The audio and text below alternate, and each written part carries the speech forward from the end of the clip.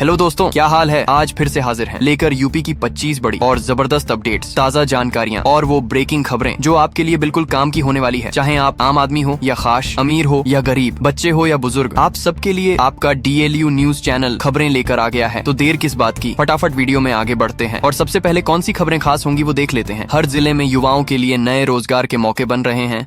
औद्योगिक ट्रेनिंग से कैसे बदल जाएगी उनकी किस्मत, जानिए आगे विस्तार से। सोना चांदी के दामों में लगातार उतार चढ़ाव जारी है।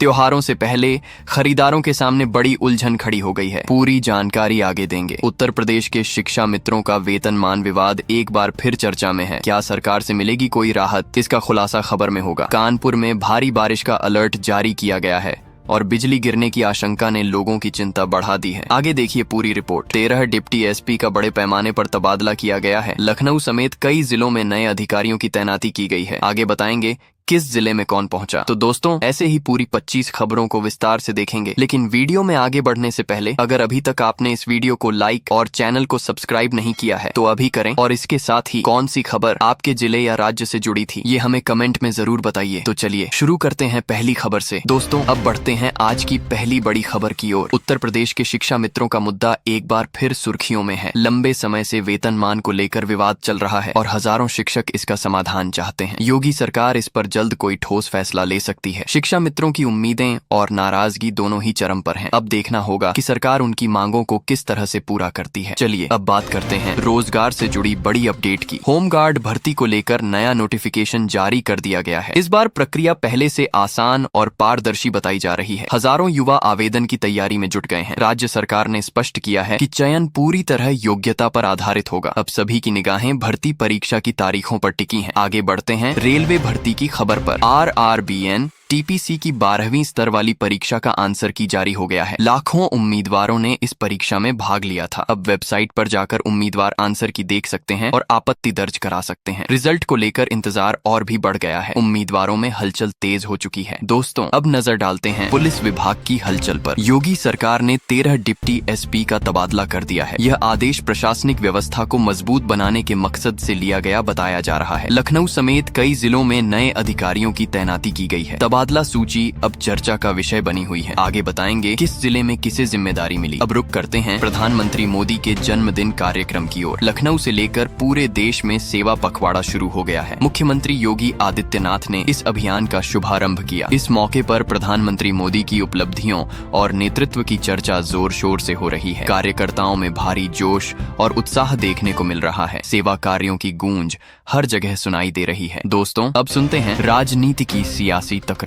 मुख्यमंत्री योगी आदित्यनाथ ने राहुल गांधी पर बड़ा हमला बोला है। उन्होंने कहा कि अमेठी में 65 साल तक एक भी मेडिकल कॉलेज नहीं बना, जबकि प्रधानमंत्री मोदी ने सिर्फ 8 साल में यह उपलब्धि हासिल कर दिखाई। इस बयान के बाद दोनों दलों के बीच सियासी बयानबाजी और तेज हो गई है। माहौल पूरी तरह गरमाया हुआ है। चलिए अब बढ़ते हैं आर्थिक खबर की ओर। GST की नई दरें अब से सिर्फ 5 दिन बाद लागू होने जा रही हैं। कई सामान सस्ते होंगे तो कुछ महंगे पड़ सकते हैं। व्यापारियों और ग्राहकों दोनों के लिए यह अहम बदलाव है। बाजार में अब भी से हलचल तेज हो चुकी है। आगे बताएंगे कौन से सामान होंगे सस्ते और किस पर बढ़ेगा बोझ। अब सुनते हैं सोना चांदी की चमक दमक की खबर। आज बाजार में सोने और चांदी के भाव में उतार चढ़ाव देखने को मिला। निवेश करने वाले ग्राहकों की नजरें लगातार सर्राफा बाजार पर टिकी हुई हैं। त्योहारों से पहले कीमतें ऊपर जाएंगी या नीचे, ये बड़ा सवाल बना हुआ है। लोगों में खरीदारी को लेकर संशय है। आज का ताजा भाव आगे विस्तार से बताएंगे। और अब बात करते हैं किसान राजनीति की। उत्तर प्रदेश किसान कांग्रेस के मध्य जोन का नया अध्यक्ष नियुक्त कर दिया गया है। ब्रिज कुमार मौर्य को यह अहम जिम्मेदारी सौंपी गई है। पार्टी उम्मीद कर रही है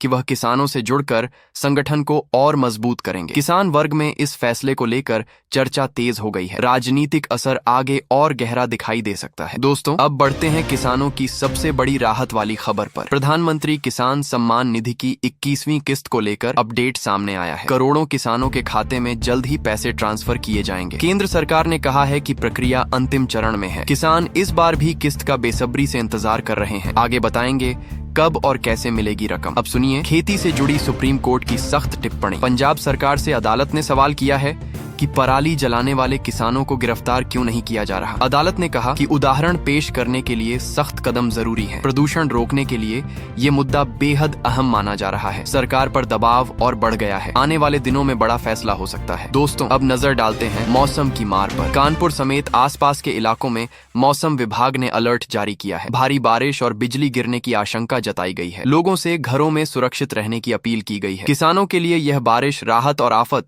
दोनों बन सकती है। आगे बताएंगे मौसम विभाग ने क्या खास चेतावनी दी है। चलिए अब बात करते हैं आंगनबाड़ी कार्यकर्ताओं की। सरकार ने बड़ा फैसला लेते हुए आंगनबाड़ी बहनों का मानदेय बढ़ा दिया है। इसके साथ ही उन्हें अब स्मार्टफोन भी दिए जाएंगे। यह फैसला डिजिटल सुविधा और कार्य प्रणाली को आसान बनाने के लिए लिया गया है। कार्यकर्ताओं में खुशी की लहर दौड़ गई है। बदलाव का असर जमीनी स्तर पर दिखने लगेगा। दोस्तों, अब कार्यक्रम की ओर बढ़ते हैं। मुख्यमंत्री योगी आदित्यनाथ 19 सितंबर को नोएडा और गाजियाबाद का दौरा करने वाले हैं। इस दौरान कई विकास परियोजनाओं का उद्घाटन और निरीक्षण किया जाएगा। प्रशासन ने तैयारियां तेज कर दी हैं। दौरे को लेकर सुरक्षा व्यवस्था खड़ी कर दी गई है। लोग उत्सुक हैं कि सीएम कौन से नए ऐलान करेंगे। अब सुनिए शिक्षकों के लिए अहम खबर। योगी सरकार ने स्पष्ट किया है कि उत्तर प्रदेश में अब टीईटी पास करना अनिवार्य होगा। बिना परीक्षा पास किए अध्यापक बने रहना मुश्किल हो जाएगा। इस फैसले पर सुप्रीम कोर्ट में पुनर्विचार याचिका भी दाखिल की जाएगी। पुराने शिक्षकों में बेचैनी बढ़ी है। आने वाले दिनों में यह बड़ा विवाद खड़ा कर सकता है। दोस्तों, अब नजर डालते हैं रोजगार की ओर। उत्तर प्रदेश के हर जिले में युवाओं के लिए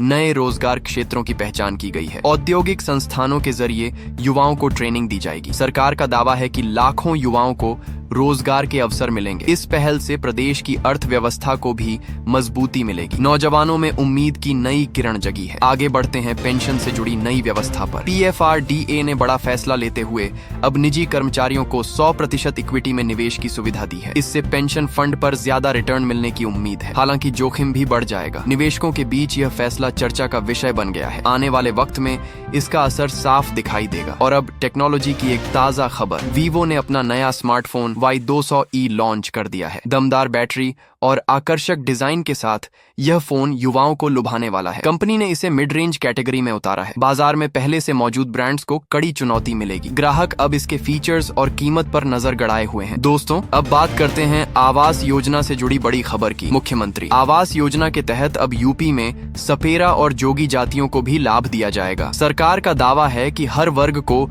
छत का अधिकार मिलना चाहिए। इससे हजारों परिवारों को राहत मिलने की उम्मीद है। ग्रामीण और शहरी दोनों इलाकों में यह योजना तेजी से लागू होगी। लोग अब अपने घर के सपने पूरे करने की ओर बढ़ रहे हैं। अब सुनिए राशन कार्ड धारकों के लिए अहम जानकारी। राज्य सरकार ने ई-केवाईसी प्रक्रिया शुरू कर दी है। बिना ई-केवाईसी कराए अब राशन कार्ड मान्य नहीं रहेगा। लाभार्थियों को ऑनलाइन और ऑफलाइन दोनों माध्यम से सुविधा मिलेगी।